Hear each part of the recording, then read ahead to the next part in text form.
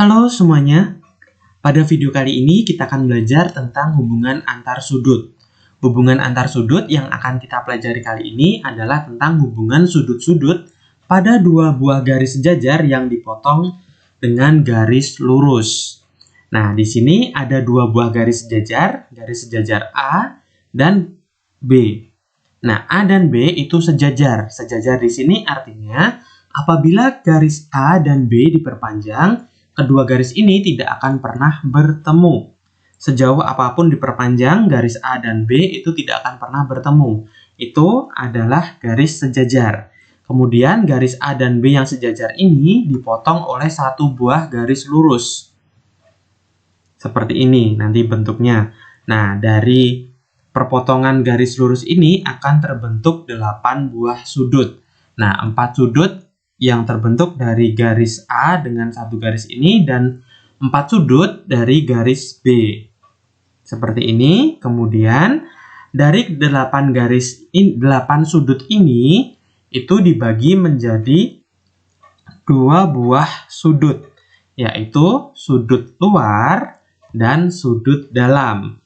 Nah, sudut luar itu letaknya yang ada di luar garisnya ini, di luar garis A dan di luar garis B. Jadi sudut luar di sini ada sudut A1, sudut A2, kemudian B3 dan B4.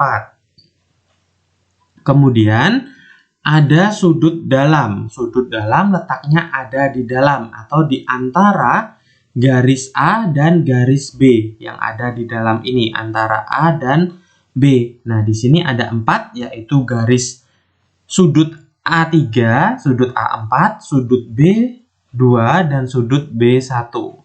Seperti ini. Nah, nanti kalian jangan sampai terbalik antara sudut luar dan sudut dalam. Kalian harus perhatikan juga posisi nanti garis sejajarnya ini seperti apa, karena di beberapa soal garisnya sering diputar atau dibolak-balik seperti itu. Kemudian hubungan sudut-sudut pada dua buah garis sejajar yang dipotong oleh garis lurus yang pertama itu ada sudut sehadap. Sudut sehadap itu dua sudut sehadap besarnya itu pasti sama. Nah, di sini sehadap maksudnya posisi letaknya itu sama. Misalnya di sini A1 itu sehadap dengan B1. A1 sehadap dengan B1. A1 letaknya ada di pojok kiri atas, sedangkan B1 letaknya juga ada di pojok kiri atas.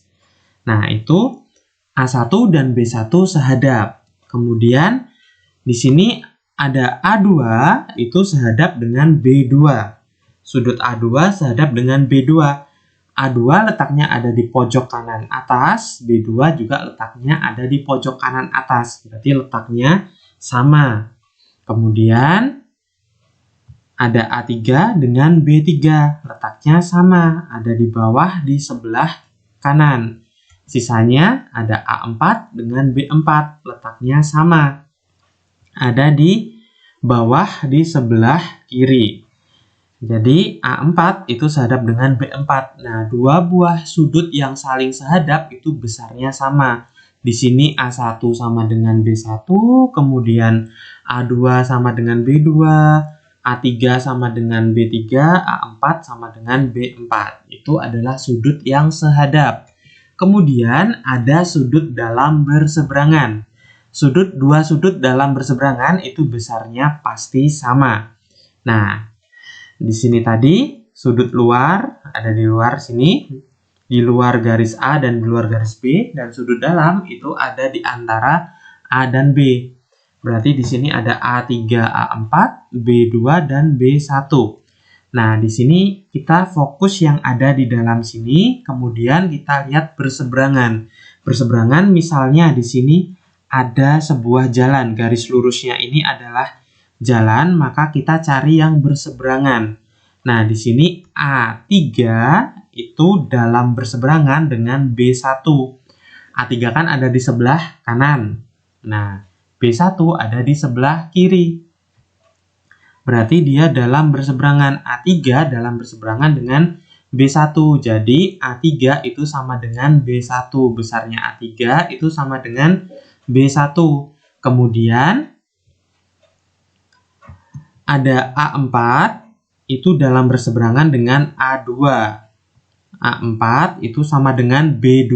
Jadi A4 sama dengan B2. Jadi kalau misalnya A4 di sini besarnya 60 derajat, berarti B2 besarnya juga 60 derajat. Kalau misalnya di sini A3 besarnya 120 derajat, berarti B1 besarnya juga 120 derajat. Itu adalah sudut dalam berseberangan. Kemudian sudut luar berseberangan. Sudut luar seberangan, dua sudut luar yang saling luar berseberangan, itu besarnya pasti sama. Sudut luar ada A1 dan A2, kemudian B3 dan B4. Ini jalannya. Kemudian di sini ada A1. A1 seberang luar seberangnya adalah B3. Berarti A1 luar berseberangan dengan sudut B3. Jadi besar sudut A1 itu sama dengan B3. Kalau A1 besarnya misalnya 130 derajat, berarti B3 besarnya juga harus 130 derajat. Kemudian ada A2 itu luar berseberangan dengan B4.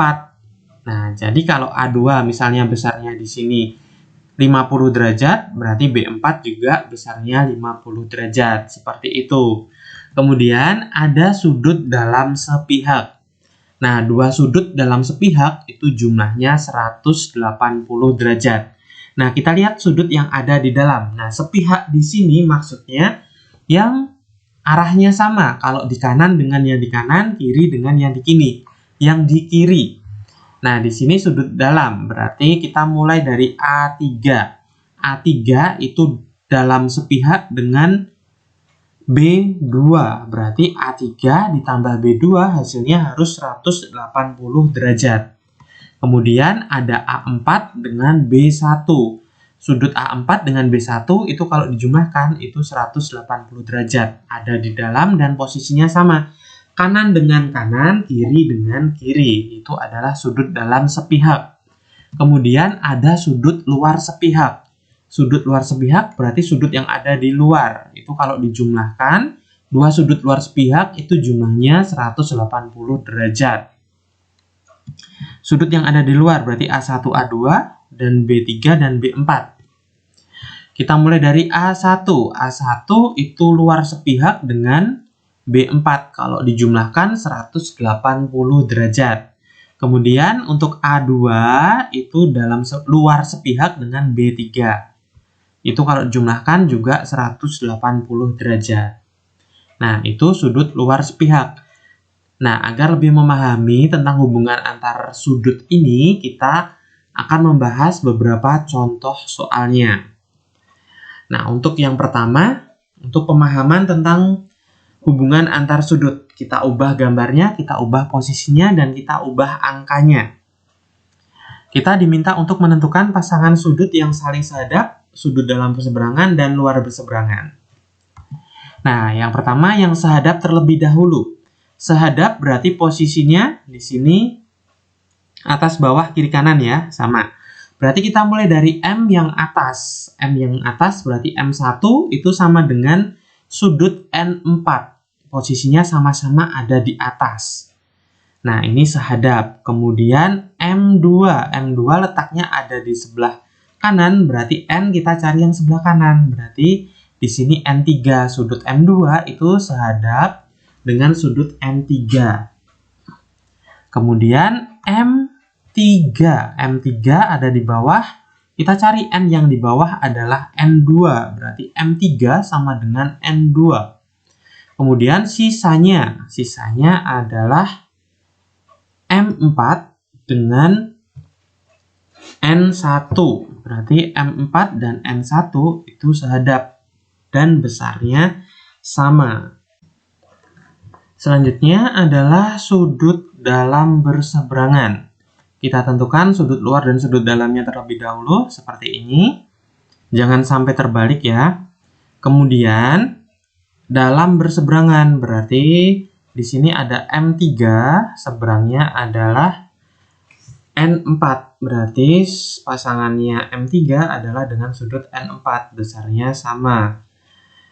Kemudian yang dalam berseberangan lagi adalah M4 dengan N3. Jadi sudut M4 sama dengan sudut N3.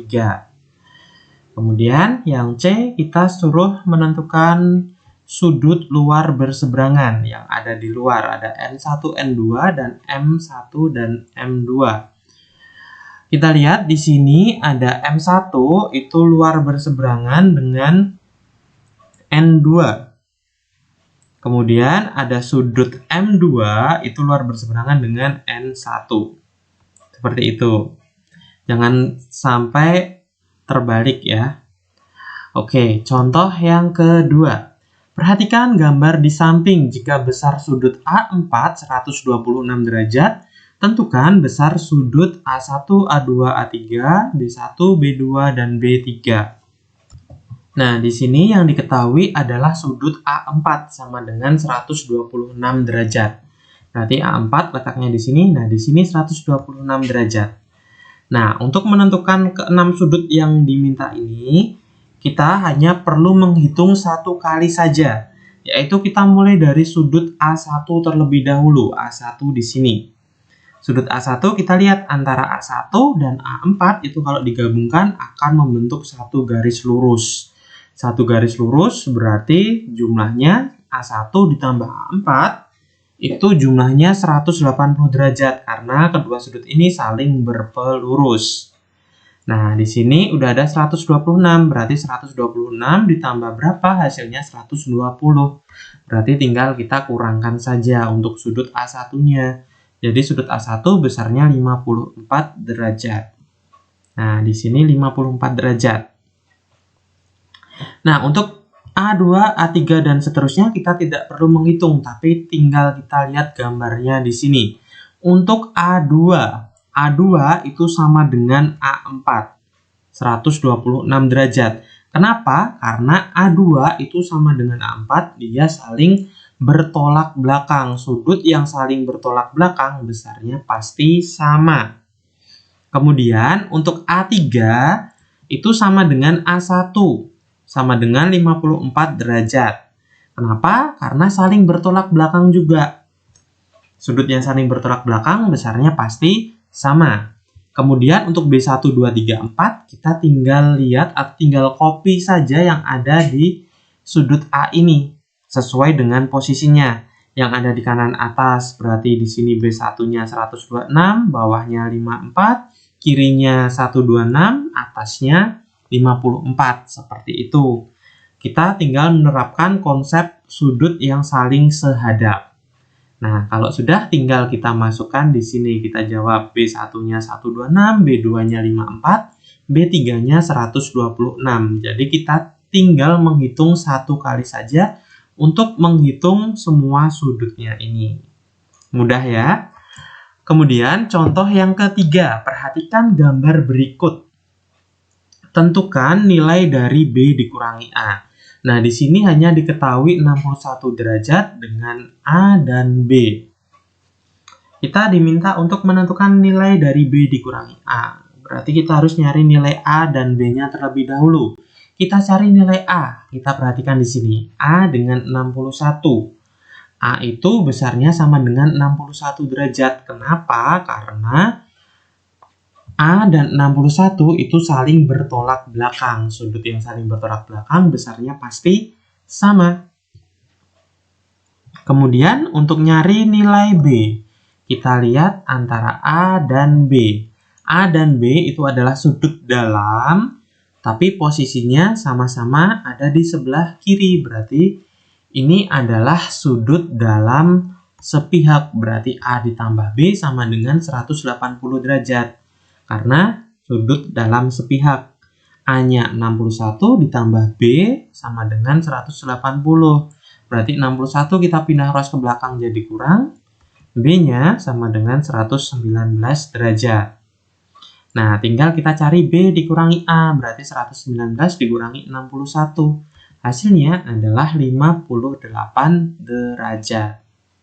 Mudah ya? Baik, lanjut ke soal nomor 4. Perhatikan gambar berikut. Gambarnya seperti ini, tentukan nilai A, besar sudut AOP, dan EPD. Nah, di sini yang diketahui hanya EPF dan AOB. Nah, EPF dengan sudut AOB ini ada di luar dan dia adalah saling luar sepihak. Berarti kalau dijumlahkan besarnya 180 derajat. Nah, tinggal kita masukkan EPF. EPF adalah 7A tambah 20, AOB 3A tambah 3A sama dengan 180. Nah, di sini A dengan A kita jumlahkan, jadinya 10A ditambah 20 sama dengan 180 derajat. 10A tambah 20 kan nggak bisa, berarti 20 harus pindah ruas ke belakang. 20 positif, pindah ruas jadi negatif. Kita kurangi jadi 160. 10A sama dengan 160, berarti A sama dengan 160 dibagi dengan 10 sama dengan 16 derajat. Nah, A-nya adalah 16 derajat. Kemudian kita nyari nilai atau besar sudut AOP. AOP letaknya ada di sini. Nah, sudut AOP ini sehadap dengan sudut EPF. Dia saling sehadap, berarti besarnya sama. Berarti AOP itu besarnya 7A ditambah 20. Nah, 7A tambah 20, A-nya 16, berarti 7 kali 16 tambah 20. Hasilnya adalah 132 derajat. Kemudian untuk C, sudut EPD. EPD ada di sini. Nah, sudut EPD itu sama dengan sudut AOB karena merupakan sudut luar berseberangan. Sudut AOB kan 3A, berarti 3 dikali 16. A-nya tadi udah ketemu 16, berarti 3 kali 16 hasilnya 48 derajat. Mudah ya. Contoh yang terakhir, contoh soal nomor 5. Perhatikan gambar berikut. Di sini yang diketahui hanya sudut 54 derajat, sudut 140 derajat, dan sudut M. Kalian diminta untuk menentukan besar M-nya berapa. Nah, caranya kita lihat yang pertama, kita lihat garis lurus yang ada di sini. Nah, di sini kita cari sudut yang membentuk garis lurusnya ini. Sudah ada 140 derajat. Garis lurus kan 180 derajat. Udah ada 140, berarti kita kurangi 40. 140 berarti hasilnya adalah 40 derajat. Nah, di sini besarnya adalah 40 derajat. Kemudian kita tinggal cari besar M-nya berapa.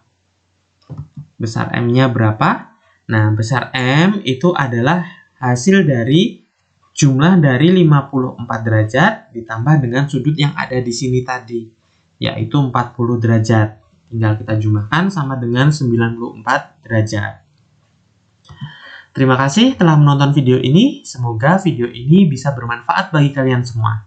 Jangan lupa untuk like, komen, dan subscribe channel ini. Terima kasih dan selamat belajar.